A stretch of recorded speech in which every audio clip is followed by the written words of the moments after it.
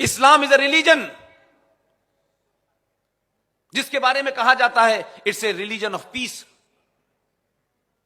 और यह बात मैं नहीं कह रहा, अगर आप इसको सही समझना चाहते हैं, सही पर्सपेक्टिव में समझना चाहते हैं, तो उस मजहब के मानने वाले बड़े बड़े इंटेलेक्चुअल्स पैदा हुए हैं, दुनिया उनको मानती है, लेकिन उनकी किताबें आप तक नहीं पहुंचती। अगर आप उनकी किताबों को पढ़ते तो इस नतीजे पे पहुंचते कि Islam is not a religion, Islam is a political ideology to capture power. जो लोग इस बात को जानना चाहते हैं वो एक किताब पढ़ सकते हैं, Islam and terrorism, Islam the Arab national movement by Anwar Sheikh. दुनिया में सबसे ज्यादा इज्जत इस शख्स ने कमाई है। इस्लामिक वर्ल्ड में बहुत सारे ईमानदार लोग भी हैं, उन्होंने ये किताबें पढ़ी और वो इस नतीजे पर पहुंच गए। इस भारत में, बांग्लादेश में, अफगानिस्तान में, पाकिस्तान में जो इस्लाम आप देखते हैं वो इस्लाम दुनिया में कहीं नहीं मिलता। यहां इस्लाम के नाम पे पाखंड हो रहा है, यहां इस्लाम के नाम पे झूठ बोला जा रहा है, यहां इस्लाम के नाम पे इतना झूठ बोला गया है कि आप ये समझ ही नहीं पा रहे कि आखिर इस्लाम है कौन सा। 72 फिरके हैं यहां बरेलवी है, यहां देवबंदी है, यहां अहले हदीस है, तमाम किस्म की दुकानें चल रही हैं। बचपन से लेकर अब तक जिस विश्वविद्यालय में पैदा हुआ, जहां मैंने इस्लाम पढ़ा, जहां मैंने कुरान पढ़ा, जहां कुरान शरीफ कंपलसरी था, मैं बहुत सारी बातें सुनते सुनते मुझे ऐसा लगता था कि इसकी जांच पड़ताल होनी चाहिए, इसको समझने की कोशिश होनी चाहिए, लेकिन उस इस्लाम जो मुझे बताया गया वो मिलता नहीं है, या कुछ और इस्लाम मिलता है। और इस इस्लाम का इस्तेमाल इस देश में अपनी हेजुमनी, अपनी माइट, अपनी सत्ता को स्थापित करने के लिए इस्तेमाल किया जा रहा है। इसलिए आप 150 साल तक बाबरी मस्जिद और राम जन्मभूमि का मुकदमा लड़ते हैं। 5000 साल पुरानी सभ्यता के लोग सुप्रीम कोर्ट के अंदर भगवान यहां पैदा हुए थे या नहीं हुए थे, उनकी डेट ऑफ बर्थ क्या थी, इसका प्रमाण करने में लगा हुआ है। जरूरी नहीं है कि आप किसी से डर जाएं और आपको कोई डरा ले। यह डर की प्रवृत्ति भी हमारे लोगों ने आपके अंदर डाली है। जो सच्चा सनातनी है वो दुनिया में किसी से डर नहीं सकता, उसे कोई डरा नहीं सकता, उसे कोई मिसगाइड नहीं कर सकता। यह बात अलग है कि आज हमारे सामने जो चुनौती खड़ी है, उस चुनौती का नाम है, जिस चुनौती की वजह से 1947 के बाद 2020 में हजारों लाखों करोड़ों की तादाद में देश को तोड़ने के लिए दिल्ली के अंदर सड़कों पे आग लगाई जा रही है, बसों में आग लगाई जा रही है, ट्रेनों में आग लगाई जा रही है। उसकी खास वजह यह है कि पिछले 70 सालों में भारत के अंदर एक आदर्श सत्ता, एक इनविजिबल सत्ता क्रिएट की गई कि भारत को बांटा भी गया, और जिन्होंने वोट डाले बांटने के नाम पे, जिन्होंने पाकिस्तान बनाने के नाम पे वोट मांगा, उस ऑल इंडिया मुस्लिम लीग ने 475 सीटों में से 425 सीटें प्राप्त की। देश के 99% मुसलमानों ने कहा पाकिस्तान बनेगा। यह बात अलग है कि पाकिस्तान जब बन गया तो यहां से 2% लोग भी नहीं गए। आज संकट यह है कि जो 47 में हमारे पूर्वजों ने गलती की, जो 47 में हुआ, कुछ लोग समझते हैं कि भारत 1947 में जी रहा है। मैं बार बार उनको सलाह देता हूं और बताता हूं यह 2020 का भारत है। जेएनयू में अगर कोई नारे लगाएगा भारत तेरे टुकड़े होंगे इंशाल्लाह इंशाल्लाह, अगर इस देश में दिल्ली के अंदर जेएनयू में हिस्ट्री में पीएचडी करने वाला एक नया इमाम पैदा हुआ है जिसने कहा है कि भारत के नॉर्थ ईस्ट और आसाम को अलग कर दिया जाना चाहिए, खुल्लम खुल्ला कहता है, उसके गिरफ्तार करने पे यह कहा जाता है कि हिंदुस्तान के मुसलमानों के साथ ज्यादती हो रही है। इस देश के साथ जो गद्दारी करेगा, वो कोई भी धर्म का हो, वो कोई भी मजहब का हो, उसको 24 घंटे में अरेस्ट करना चाहिए। इसमें किसी को शर्माना नहीं चाहिए। सरकार आती है, सरकार जाती, मैं बार बार कह रहा हूं, बड़ी सरकारें हमने देखी, लेकिन क्या वजह है कि जो सरकारें बौनी रहीं, जिन्होंने धारा 370 को मजबूत किया, जिन्होंने 35A को मजबूर किया। आप देखें कि उन्हीं ताकतों ने भारत की कोर्ट के अंदर एक फैसला आया शाहबानों के हक में। उन लोगों को लगा कि हमारे मजहब में यह मदाखलत हो रही है, इंटरफियरेंस हो रहा है। उन्होंने दबाव बनाया। सुप्रीम कोर्ट की बेंच ने भारत के संविधान के तहत एक मुसलमान महिला को एक फैसला दिया। उन ताकतों को यह नागवार गुजरा। उन्होंने भारत की पार्लियामेंट में आजादी के बाद 412 सीटें लेकर के आने वाले आधुनिक प्रधानमंत्री, युवा प्रधानमंत्री के ऊपर दबाव बनाया और सुप्रीम कोर्ट का फैसला संसद से पलटवा दिया। इसलिए मैंने कहा वो इनविजिबल ताकतें, वो जो सत्ता थी वो बहुत मजबूत थी। उसका अंदाजा इस बात से लगाया जा सकता है कि जब उनको सुप्रीम कोर्ट अच्छी नहीं लगी तो नहीं माना, जब उनको सुप्रीम कोर्ट अच्छी लगी तो माना, जब उनको संसद अच्छी लगी तो माना, जब संसद अच्छी नहीं लगी तो आप रेल में आग लगा रहे हैं। धारा 370 का हटना, राम मंदिर पे सुप्रीम कोर्ट का फैसला आना, इस देश में सिटीजन अमेंडमेंट बिल बनना, ये तमाम वो काम हो रहे हैं जो भारत के संविधान और संसद के तहत हो रहे हैं। कुछ लोगों को समस्या इस बात से नहीं है कि उनको ये बिल, उनको ये कानून समझ में नहीं आ रहा। वो बहुत शातिर लोग हैं।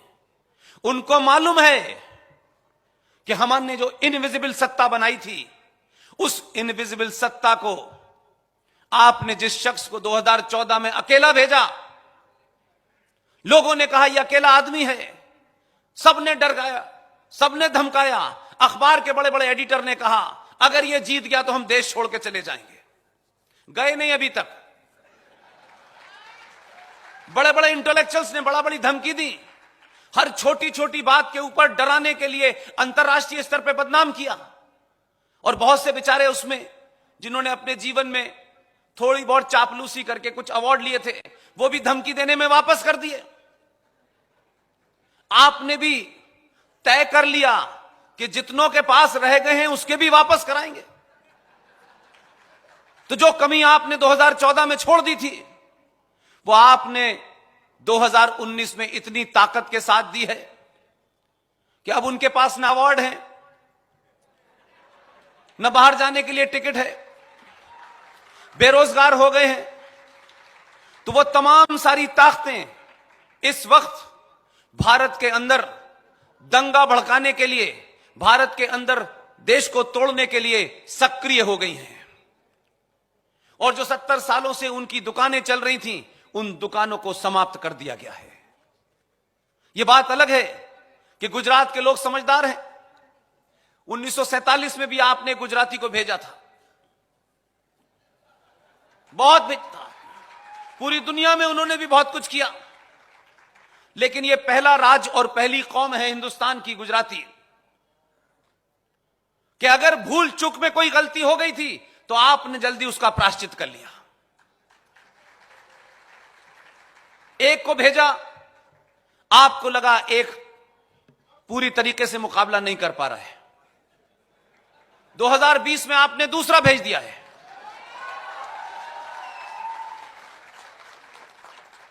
और आप जब जब सही फैसले लेंगे, इस देश में दुनिया भर के अंदर जो षड्यंत्र चल रहे थे, उन षड्यंत्रों को जिस भाषा में, जिस लहजे में जवाब देना चाहिए था, ये दोनों गुजराती दे रहे हैं।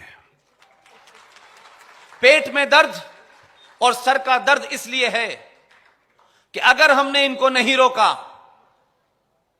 तो अभी तो धारा 370 हटी है, अभी तो फैसला आया है सुप्रीम कोर्ट से। बार बार दोनों समझा रहे हैं क्योंकि मीठा खाना खाते हैं, वो भी अपनी तरह समझते हैं कि कोशिश तो हमें भी लास्ट तक करनी चाहिए। दोनों समझा रहे हैं, सड़कों पे निकल निकल के विज्ञापन दे रहे हैं, टेलीविजन पे बता रहे हैं। लेकिन कुछ लोगों ने तय कर लिया है कि हम समझने ही नहीं चाहते। वो कह रहे हैं कि ये नागरिकता देने का बिल लाया हूं, इसमें किसी की नागरिकता ली नहीं जा रही है। जब जब वो दोनों बोलते हैं, मैं कहता हूं इनको भी पता है, लेकिन सरकारी पद पे हैं, संविधान की अपनी एक मर्यादा होती है, सरकार की एक जिम्मेदारी होती है। मेरे बहुत सारे मित्र हैं,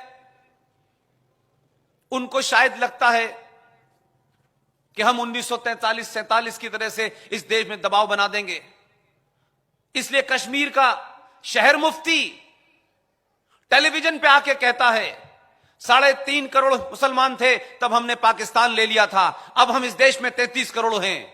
मुफ्ती साहब की ख्वाहिश जिंदगी भर ख्वाहिश ही रहेगी, यह ध्यान रखिएगा।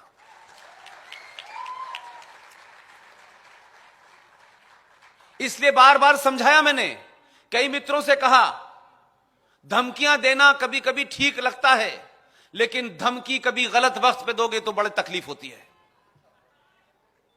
ये वो दो लोग हैं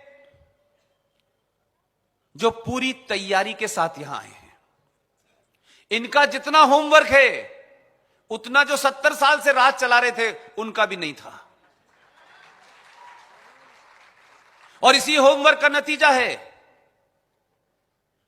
कि भारत की संसद में, संसदीय इतिहास में पहली बार ऐसा हुआ है कि जो रूलिंग पार्टी है, जिस रूलिंग पार्टी का पार्लियामेंट के जिस सदन में बहुमत ही नहीं है, उसमें सबसे ज्यादा डेलिकेट, कंट्रोवर्शियल, सबसे ज्यादा महत्वपूर्ण बिल, क्या गजब की ट्रेनिंग दी है आप लोगों ने, उसी सदन में लाए जिसमें बहुमत नहीं था, उसी में पास करके दिखा दिया। अब लोग पूछते हैं ये कैसे हुआ। मैंने कहा इसके लिए गुजरात का खाना खाना पड़ेगा कुछ दिन, ऐसे नहीं समझ में आता है। और इतनी आसानी से ये फॉर्मूला जो है, दुनिया कोका कोला का फॉर्मूला जानती है, लेकिन लोग अभी तक ये नहीं पता कर पाए कि राज्यसभा में 370 का बिल अब बहुमत न होने के बाद भी कैसे पास हो गया, और जिनका बहुमत था वो नजारत गायब थे, पीछे मुड़ मुड़ के देख रहे थे कहां गए। मैंने कहा दूरदर्शन पे एक सीरियल आया था, कहां गए वो लोग, वो देखो तब पता चलेगा। तो आप अगर राष्ट्र के प्रति समर्पित होते हैं, राष्ट्र को ध्यान में रख के जब केंद्र की सरकारें चुनते हैं, आपकी निजी शिकायतें होंगी, बहुत काम हुए, बहुत नहीं हुए, हमारी हिसाब से नहीं हुए, लेकिन मैं एक बात जरूर मानता हूं, आप सब जानते हैं कि मेरा किसी पार्टी से, किसी विचारधारा से कोई संबंध नहीं है। देश भर में 15-20 लोग, आज इसी वक्त पूना के अंदर कर्नल RSN सिंह साहब बोल रहे हैं, GD बख्शी कहीं बोल रहे हैं, सुशील पंडित कहीं बोल रहे हैं, ललित अंबरदार कहीं बोल रहे हैं, कैप्टन रिजवी कहीं बोल रहे हैं। ये 15-20 लोग देश में बिना किसी विचारधारा के, बिना किसी पार्टी के, बिना किसी संगठन के, अगर इनके मूल में कोई चीज है तो सिर्फ राष्ट्र है, उसके अलावा कुछ भी नहीं है। इसलिए ये बात किसको अच्छी लगेगी, किसको बुरी लगेगी, जिसको बुरी लगती हो वो कानों में रुई लगा ले। हमने कहा नहीं है कि हमारी बात आप सुने, और हम आपसे कहना भी नहीं चाहते, हम उन्हीं से कहना चाहते हैं जो राष्ट्र को बचाना चाहते हैं।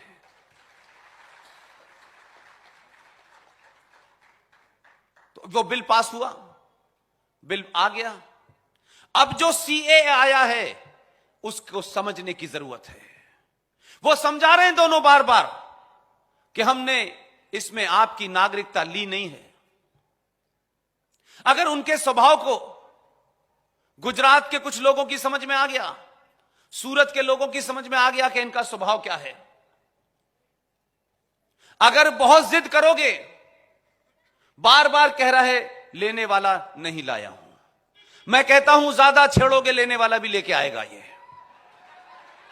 ध्यान रखिएगा, इस देश में 11.5 करोड़ घुसपैठिए मौजूद हैं, जो सरकार और सुप्रीम कोर्ट का आदेश बताता है। आप सोचिए, 130 करोड़ की आबादी के देश में 11 करोड़ लोग घुसपैठ करके आ गए हों और पूरे देश के अंदर मिल गए हों, उस देश को